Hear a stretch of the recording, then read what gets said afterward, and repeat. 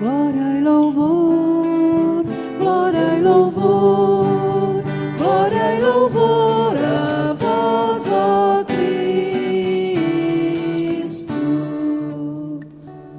O Senhor esteja convosco. Ele está no meio de nós. Proclamação do Evangelho de Jesus Cristo segundo Lucas. Glória a vós, Senhor. Naquele tempo, vieram algumas pessoas trazendo notícias a Jesus a respeito dos galileus que Pilatos tinha matado, misturando o seu sangue com o dos sacrifícios que ofereciam. Jesus lhes respondeu: Vós pensais que esses galileus eram mais pecadores do que todos os outros galileus, por terem sofrido tal coisa? Eu vos digo que não. Mas se vós não vos converterdes, ireis morrer todos do mesmo modo. E aqueles 18 que morreram quando a torre de Siloé caiu sobre eles, pensais que eram mais culpados do que todos os outros moradores de Jerusalém? Eu vos digo que não. Mas se não vos converterdes, ireis morrer todos do mesmo modo. E Jesus contou esta parábola. Certo homem tinha uma figueira plantada na sua vinha. Foi até ela procurar figos e não encontrou. Então disse ao vinhateiro: Já faz 3 anos que venho procurar figos nesta figueira e nada encontro. Corta-a. Por que está ela inutilizando a terra? Ele, porém, respondeu: Senhor, deixa a figueira ainda este ano. Vou cavar em volta dela e colocar adubo. Pode ser que venha a dar fruto. Se não der, então tu a cortarás. Palavra da salvação. Glória a vós, Senhor. Glória e louvor, glória e louvor, glória e louvor a vós, ó Cristo.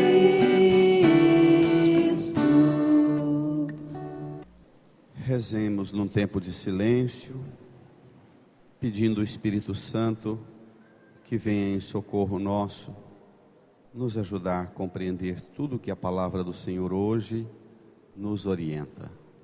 Supliquemos.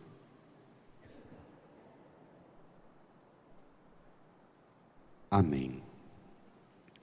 Irmãs e irmãos, caminhamos para a Páscoa.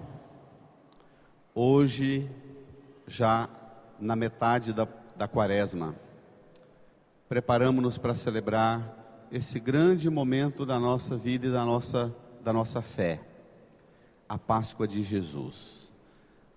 O sentido fundamental da Quaresma é um caminho de aperfeiçoamento, de busca mais profunda de conversão, para celebrar o centro da nossa fé na Semana Santa, a paixão, a morte e a ressurreição de Jesus. A nossa vida cristã não pode se resumir a fazer a Quaresma, penitência, jejum, a renúncia de alguma coisa, e depois, quarta-feira da Semana Santa, vai com a turma para a chácara, para a beira do rio, para a fazenda pescar. Não pode ser isso, não tem cabimento. Nós estamos perdendo a identidade da nossa fé, porque estamos negociando coisas que nós nunca poderíamos negociar. Não tem sentido a vida de um cristão católico que não celebra a Semana Santa. De todas as ações, principalmente o Domingo de Ramos, Quinta-feira Santa, Sexta-feira Santa, Sábado e Domingo de Páscoa, esses 5 momentos de celebração do grande mistério da nossa salvação, que é Cristo, nós não podemos negociar por nada desse mundo, por nada. Nenhuma outra coisa deve ser prioridade em nossa vida mais do que essa. O Senhor hoje chama a gente a caminhar para a sua Páscoa, convidando-nos a uma atitude muito difícil de ser compreendida: a conversão. Deus insiste em vir ao nosso encontro. Deus não nos abandona. Deus é presença em nossa vida. Primeiro nos fenômenos da natureza, como na primeira leitura, na sarça ardente, na nuvem, no mar vermelho que se abriu, nos fenômenos da natureza, na rocha que deu água. Primeiro, Deus se fez presente em nossa vida através desses elementos da natureza. Depois, Deus começa a se fazer presente em nossa vida através de pessoas que Ele chamou. Gente do meio nosso, que conhece a gente, como Moisés, que conhecia, sabia da história do seu povo. Deus fala: vem aqui, eu te envio. A partir de agora, eu vou me fazer presente na vida do meu povo através de mensageiros, e você vai.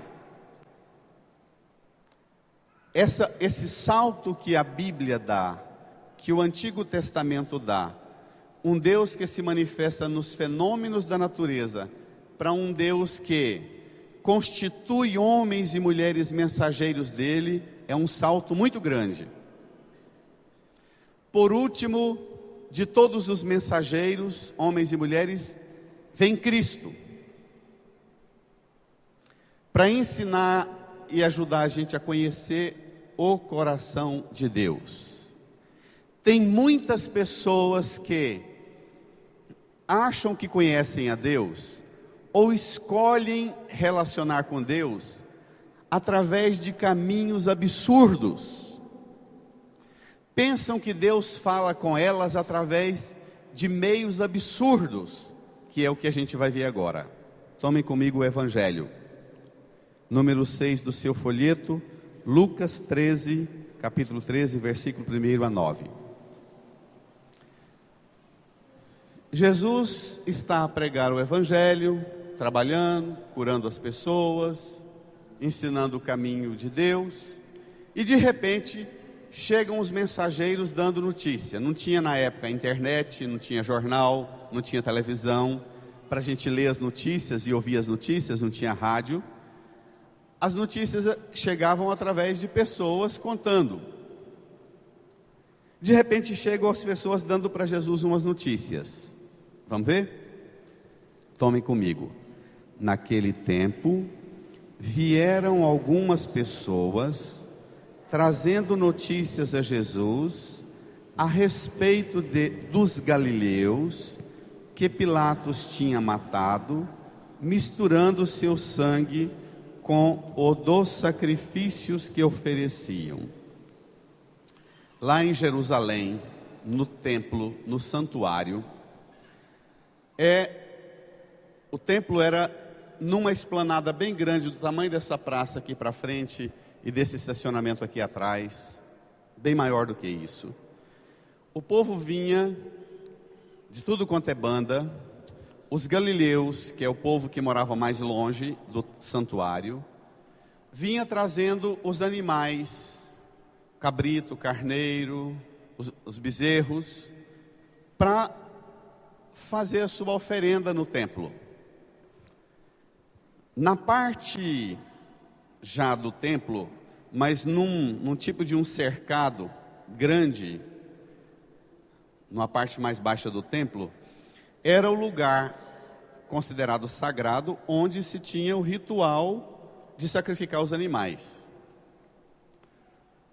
As pessoas que traziam os animais para sacrificar, matavam o animal, tirava parte do sangue dele numa vasilha e a outra parte do sangue derramava dentro de um curral de pedra enorme. Dizem os estudos que esse sangue dos animais chegavam até acima do joelho nos homens que ficavam lá dentro. Por ocasião da Páscoa, na época de Jesus, chegavam a sacrificar, dizem os estudos, 250 mil animais. Então era um rito, para nossa mente, uma coisa maluca, um rio de sangue que descia de lá. Então, essa veste que Jesus tem na cruz, que muitos professores de história besta, nas escolas dos nossos meninos, fala que a igreja pôs esse pano em Jesus na cruz, que Jesus morreu nu. Essa veste aqui se chama a veste do sacerdote, o efod. É uma veste que o sacerdote entrava, símbolo da humildade e do despojamento. Ele entrava lá só com essa veste para recolher o sangue dos animais que eram sacrificados. Cortava a veia no pescoço do animal, recolhia parte do sangue.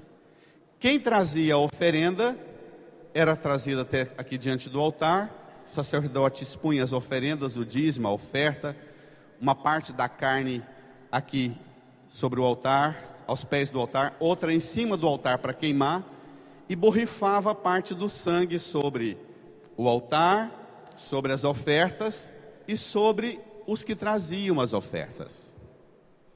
Jesus está lá pregando,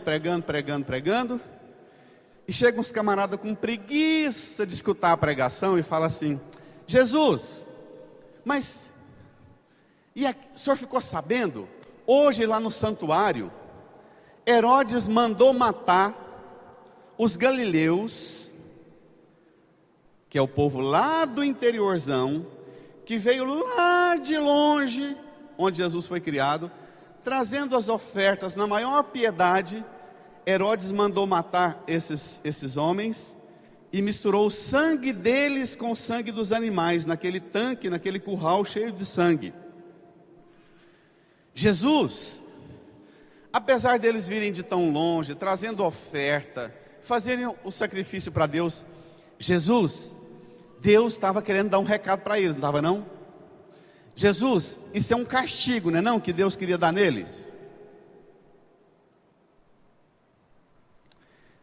Tem, repito, muita gente que acha que Deus fala com ela assistindo notícia de tragédia e de violência na televisão, e quanto mais sangue tiver e violência tiver, ela tem prazer em ver aquilo, porque ela fecha a porta da casa dela, fecha a grade da casa dela e fica do lado de dentro pensando: graças a Deus eu fui preservado.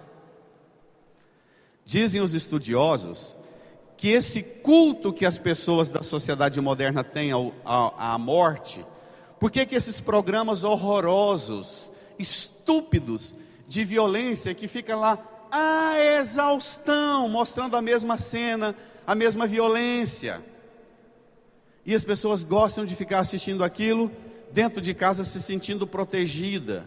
Ai, graças a Deus. De vez em quando, um maluco ainda diz assim: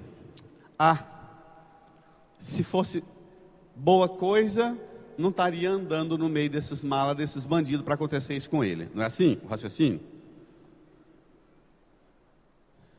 Nós simplificamos, nós olhamos a violência que acontece no mundo, ficamos horrorizados, mas explicamos que a violência existe desse jeito, porque quem está no meio disso não presta, e nós, de certa forma, temos o prazer de nos sentir protegidos.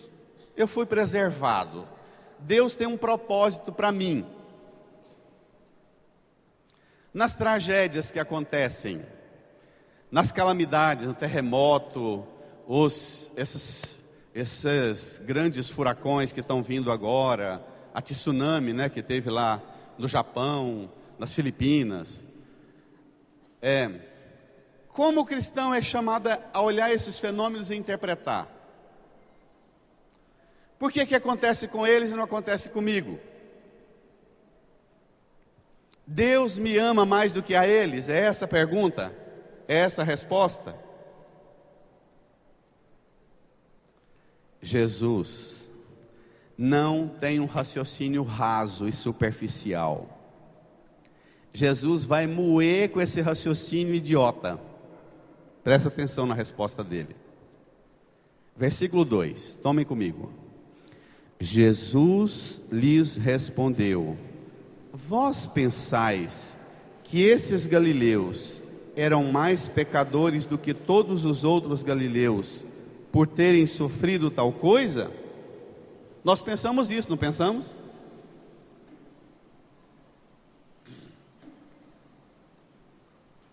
Dias desses, alguém chegou em mim dizendo, a pessoa estava em estado de choque, eu tinha que ter muita caridade no trato com ela, mas ela tinha sofrido, estava no carro viajando e sofreu um grave acidente, o carro dela e 2 carros à frente. Ela estava indo, passou um carro em altíssima velocidade por ela e bateu no da frente e morreu 8. Ela estava sozinha no carro e não sofreu nada. Aí, ela ainda no choque do acidente dizia para mim: padre, eu sinto que com isso o Senhor me ama, que o Senhor me protegeu, que o Senhor tem um propósito para mim, que Deus, olha, eu me senti olhado por Deus com tanto carinho, com tanto amor.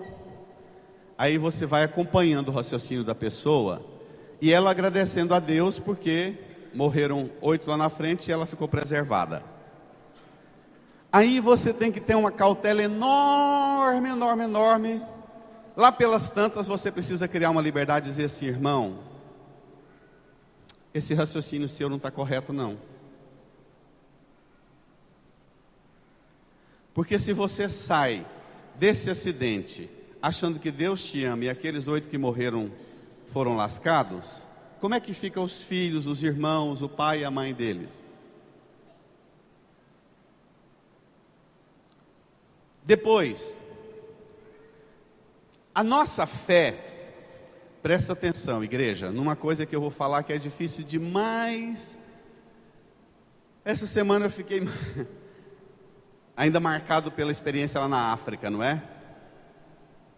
Essa semana eu fiquei muito marcado por esse texto e pensando como é que a gente vai pregar isso para levar a igreja a fazer um processo de mudança de mentalidade. Presta atenção no raciocínio. Nós não podemos pensar que Deus está falando conosco, dizendo que nos ama, mandando tragédia e desgraça sobre os outros. Está claro? Está claro? Esse não é o raciocínio de cristão. Nós não podemos interpretar como Deus nos ama e nos trata a partir das desgraças que acontecem com os outros. Jesus fala: vocês pensam que esses que morreram lá, o sangue deles misturado com o dos sacrifícios, eram mais pecadores do que vocês? Eu vos digo que não. Versículo 3, tome comigo. Eu vos digo que não. Leia. Mas, se vós não vos converterdes, ireis morrer todos do mesmo modo. A língua portuguesa, ela é difícil, o estudo da ciência da língua, porque no original bíblico não aparece o texto desse modo aqui. A nossa língua, ela parece que ela desmente ela mesma, porque parece que a resposta de Jesus está reforçando a doutrina que o povo veio dando notícia, mas não é não. Jesus diz assim: rapaz, eu digo para você que não. Eles que estavam lá no templo oferecendo o sacrifício para Deus, morreram assassinados a mando de Herodes. Eles não são mais pecadores do que vocês. Aí Jesus conta outra historinha. Versículo 4, leia, para esclarecer. E aqueles 18 que morreram quando a torre de Siloé caiu sobre eles, pensais que eram mais culpados do que todos os outros moradores de Jerusalém? Eu vos digo que não. Torre de Siloé é uma torre construída por sobre uma piscina de Siloé, onde se acontecia alguns milagres. Quem banhasse naquela torre, ficasse lá esperando o sinal de Deus para tomar banho naquela piscina, era curado. De repente o povo está lá, na maior confiança que Deus vai mandar a cura para eles. Estão lá na sombra de uma torre construída, aguardando a hora para tomar banho e purificar naquelas águas e receber o perdão e a cura de Deus. A piscina, pá, cai e mata 18. Aí a gente pergunta assim: que Deus está querendo falar para a gente com isso? E nós que temos fé temos que dizer assim: nada. Tragédia, desastre, não é a forma que Deus usa para falar conosco. Está claro, igreja? Está.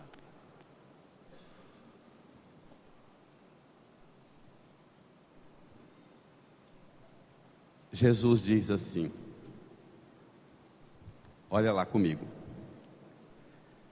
versículo 5: eu vos digo que não, leia, mas se não vos converterdes, ireis morrer todos do mesmo modo. Como é que cada um de nós tem que escutar a notícia das tragédias? Uma pergunta muito interessante. Olha como é que Jesus manda a gente escutar a notícia da tragédia.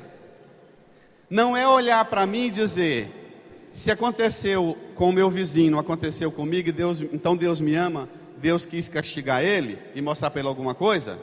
Não é assim que a gente tem que interpretar. Mas quando acontece alguma tragédia com alguém, Jesus explica para a gente uma maneira sadia de olhar esses acontecimentos. Olha que raciocínio bacana que Jesus ensina. Jesus ensina para a gente olhar para as notícias das tragédias e dos acontecimentos e fazer a seguinte pergunta. Presta atenção. Olhar para uma tragédia e fazer a seguinte pergunta para si mesmo: se fosse comigo aquele acidente, aquele desastre, eu estaria pronto para prestar contas ao Senhor da minha vida?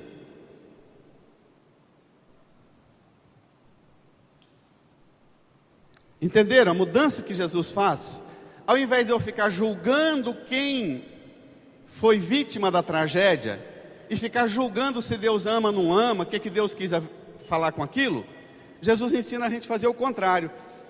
Pôr a gente naquele lugar da tragédia e perguntar: como é que está a minha consciência, a minha vida, a minha prestação de contas diante de Deus, se fosse a minha hora naquela tragédia? Entenderam o raciocínio? A tragédia, a fatalidade, o desastre, nós temos que estudá-lo de outra forma. Nos fenômenos da natureza, por que teve terremoto? Tem muitos cristãos que veem nos fenômenos da natureza uma forma de Deus falar com a gente e prevenir a gente que o fim do mundo está próximo. Esse não é mais um método que Deus usa para falar conosco.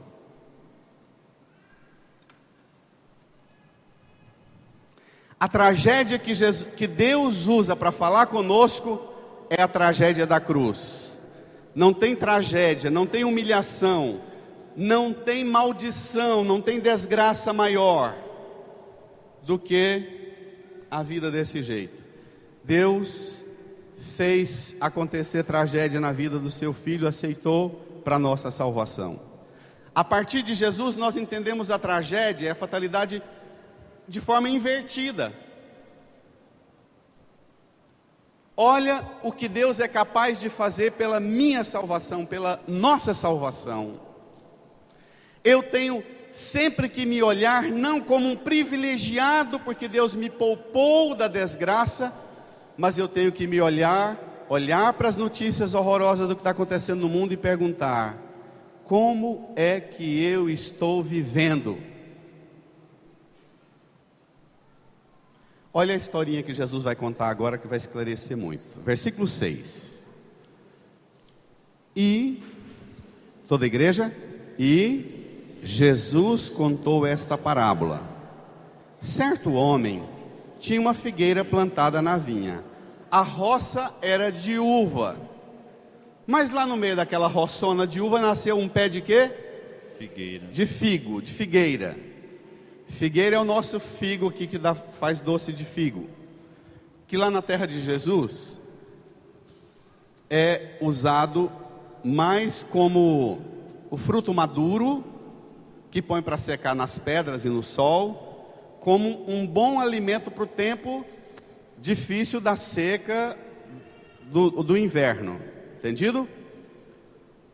Acho que todo mundo já comeu figo seco, não é? Que é uma delícia.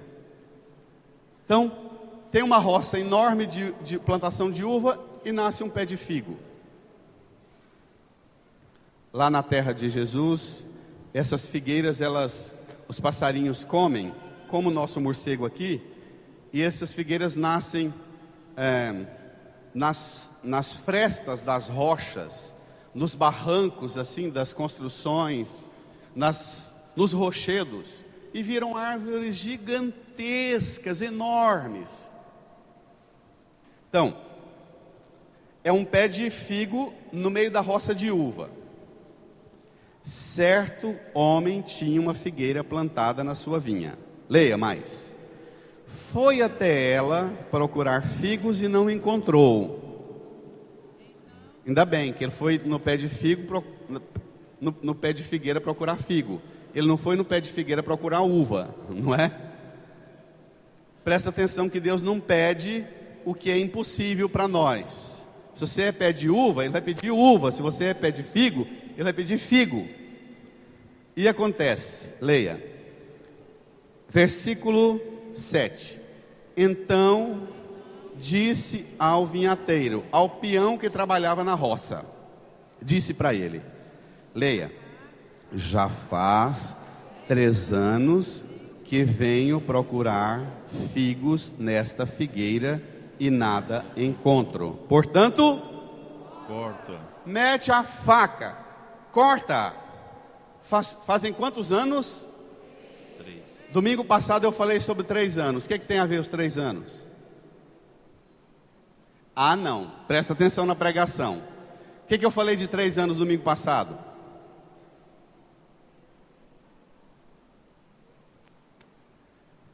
Que a viagem de Jesus para Jerusalém, quando ele morre na cruz, é o final do 3º ano.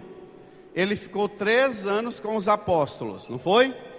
Do batismo até o dia que ele morreu foram 3 anos. Ele está com os apóstolos aqui no caminho para Jerusalém. Ele conta, ele vai morrer. Os apóstolos vão olhar para ele, a figueira cortada, morta na cruz, e dizer, nossa, olha o que aconteceu com ele, quanto Deus quis castigá-lo. Porque era essa a forma natural de interpretar a cruz. Jesus está falando para eles do caminho da cruz, eles estão recusando. Aí Jesus fala, olha, eu estou 3 anos com vocês, tem uns que estão aqui na igreja há 3 anos e que não produz nada.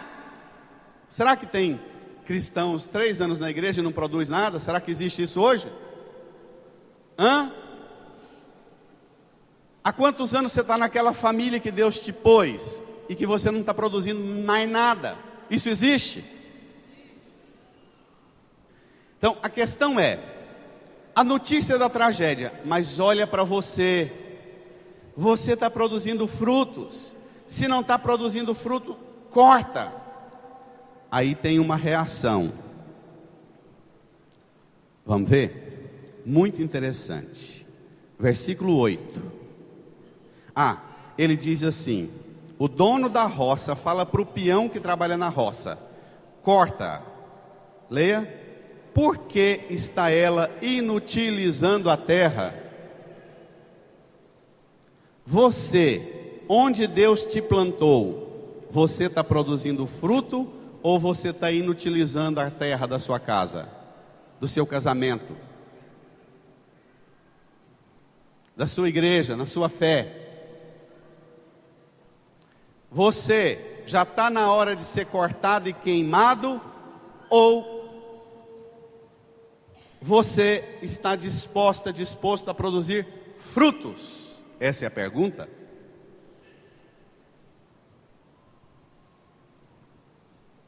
Aí o peão, olhe para cá. Tem outras parábolas que Jesus conta que a gente vai lembrar agora para entender essa parábola. Jesus fala: eu sou a videira, vocês são os ramos, o meu pai é o agricultor. Noutra ele fala a parábola do herdeiro. Ele diz que o pai é o dono da roça, que Jesus é o que veio administrar essa roça e que nós somos a roça. Então, ele está contando uma parábola que ele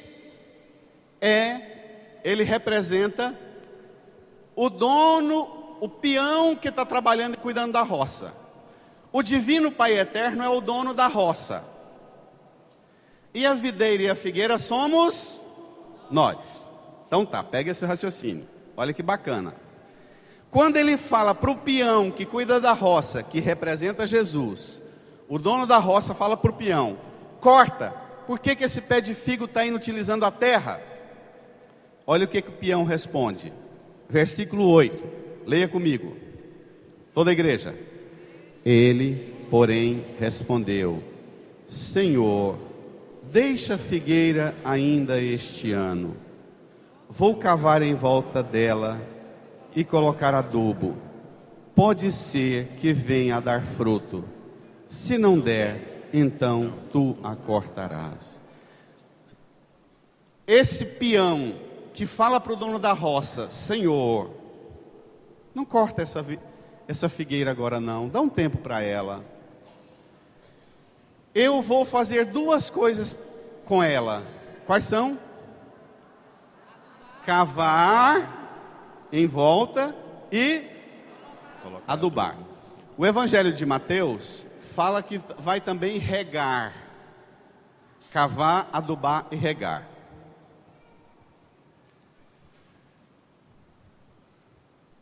Pode ser que ela venha dar frutos. Agora, olha que coisa bacana. Presta atenção numa coisa. Jesus olha para cada um de nós hoje, que está inutilizando a terra, que parou de produzir frutos. E Jesus dirige ao Divino Pai Eterno uma oração de intercessão por nós. Jesus olha para o Divino Pai Eterno e diz ao Pai Eterno: Pai, deixa eu cuidar dessa roça, de cada um desses pés de planta. Eu vou cavar para as crianças. O que significa, Rafaela, cavar ao redor do pé dela? Para que tem que cavar ao redor da planta? Para afofar a terra, porque a terra está dura. A chuva que vem, a água faz o quê? Escorre ou evapora, não penetra mais na raiz. Vou colocar adubo. A terra afofada e regada, o adubo vai descer lá na raiz dela. Essa árvore vai de novo recuperar e vai voltar a brotar, a florir e a dar frutos. Imagine Jesus pegando você hoje com o maior cuidado do mundo, dizendo ao Pai Eterno: Pai, deixa que eu vou cuidar dessa planta aqui para o Senhor. Me dá um tempo. Por um ano eu vou cuidar dela.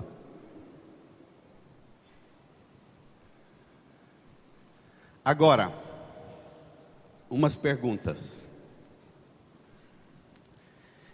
Cavar. O que significa cavar a terra? Nós aqui na igreja somos a roça. Com que é que Jesus cava a terra?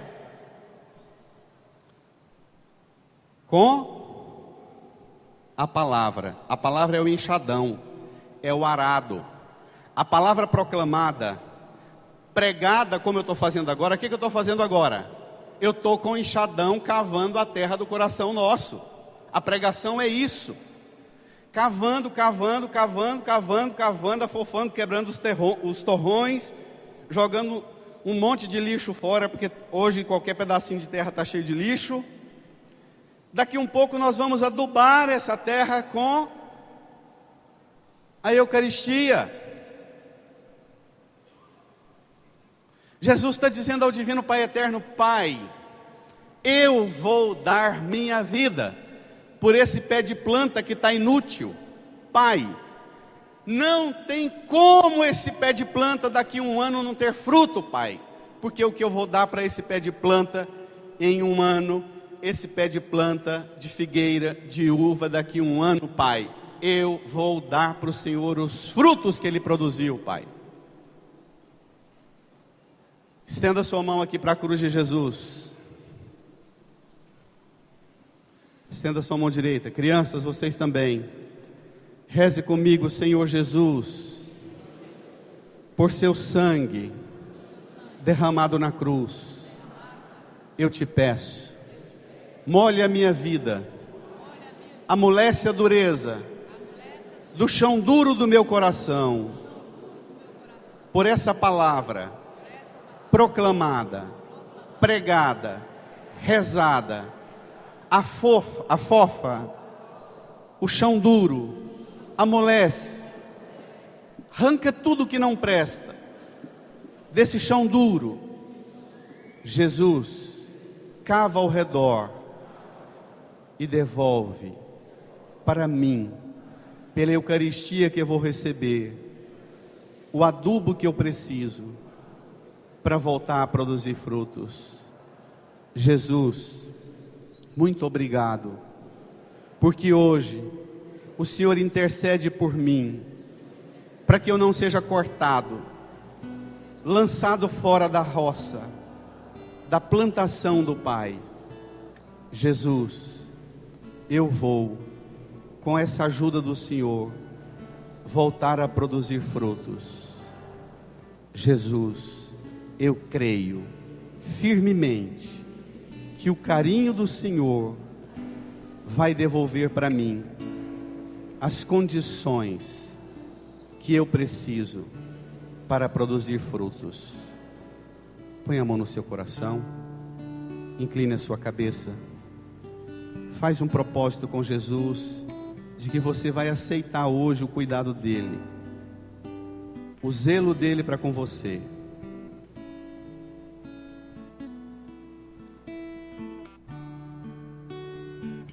Amém. Agora volte para cá seu olhar. A partir de hoje, o que eu vou falar é pesado, pode? Mas é muito pesado, pode? A partir de hoje, você nunca mais vai ter desculpa esfarrapada, que você não presta, que você não vale nada, que você é um pezinho de figo no meio da videira, que você não vale nada, porque seu pai não cuidou de você, porque sua mãe não cuidou de você, porque seu marido não cuidou de você, porque seu filho não ajudou você. Você vai sair dessas desculpas esfarrapadas, tá claro? Tá. A partir de hoje, acabaram as brechas do diabo na sua vida, justificando porque que você não presta. Entendeu? Entendeu? A partir de hoje, você só tem uma condição na sua vida, a que Jesus te deu. Ele cavou ao seu redor, Ele deu o corpo e o sangue dele para irrigar a sua vida e para adubar a sua vida. A partir de hoje, você não tem outra oportunidade na vida a não ser produzir frutos, e frutos muito bons. Está claro? Tá. Está claro? Sim. Reage, está claro? Sim. A partir de hoje, quando você ouvir uma notícia de tragédia e desgraça acontecendo no mundo, você vai fazer a seguinte pergunta: o que eu posso fazer para diminuir esses acontecimentos ruins no mundo? A partir de hoje, você vai ouvir uma tragédia, uma desgraça, e vai acontecendo no mundo, uma fatalidade, um caos. Você vai dizer: Senhor, se fosse comigo, eu teria hoje condições de prestar conta da vida que o Senhor me deu. Senhor, converte-me. Senhor, corrige-me. Senhor, devolve a mim as condições de produzir frutos, porque embora eu não sou vítima de um acidente, de uma tragédia, de uma fatalidade, Senhor, mesmo não sendo vítima de uma grande desgraça, eu não passo de uma árvore que muitas vezes não é outra coisa a não ser uma árvore inútil, Senhor. Senhor, devolve-me a graça, cuida de mim, mostra para mim, corrige-me, converte-me e dá-me a graça de voltar a produzir frutos, para que eu não seja cortado. Está claro? Está claro? Sim. Então, inclina a sua cabeça. Põe a mão no seu coração. E apresente a Jesus a sua vida disposta a ser corrigida por Ele. Tudo que falta em você, Jesus pode dar as condições que você precisa para voltar a produzir frutos.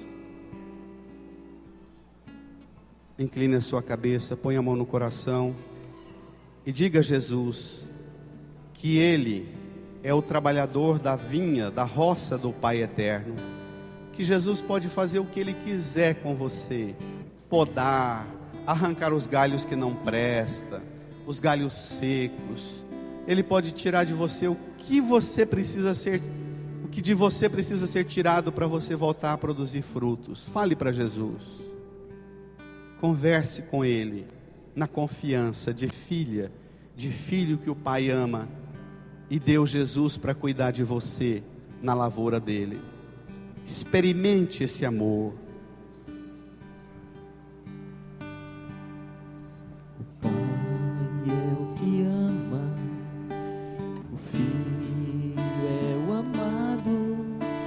O Espírito Santo é o amor. O Pai é o que ama, o Filho é o amado, e o Espírito Santo é o amor. Eu sou maravilha aos olhos do Pai, criatura vinda da mente perfeita de Deus. Eu sou maravilha aos olhos do Pai, criatura vinda da mente perfeita de Deus.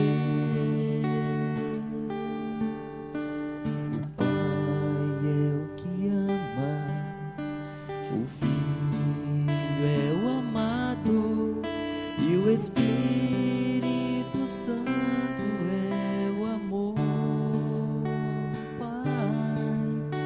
O Pai é o que ama, o Filho é o amado, e o Espírito Santo é o amor. Canta, eu sou maravilha. Eu sou maravilha aos olhos do Pai, criatura vinda da mente perfeita de Deus. Fiquemos de pé. Eu sou maravilha aos olhos do Deixe o folheto no banco, levante as suas mãos para os céus. Reze comigo, Senhor. Muito obrigado por todo o amor que o Senhor tem para comigo, todo o cuidado, todo o zelo para comigo. Senhor, preparando a sua Páscoa, hoje eu experimentei a alegria de ser cuidado pelo Senhor, cavado a terra ao meu redor, adubada a minha vida. Eu vou voltar a produzir frutos conforme o coração daquele que me plantou neste mundo, na minha família, na igreja, na sociedade. Eu vou produzir os frutos que o seu coração planejou e que o Senhor criou todas as condições para que eu produza. Obrigado, Senhor. Eu confio, eu creio firmemente que a minha vida vai frutificar. Amém.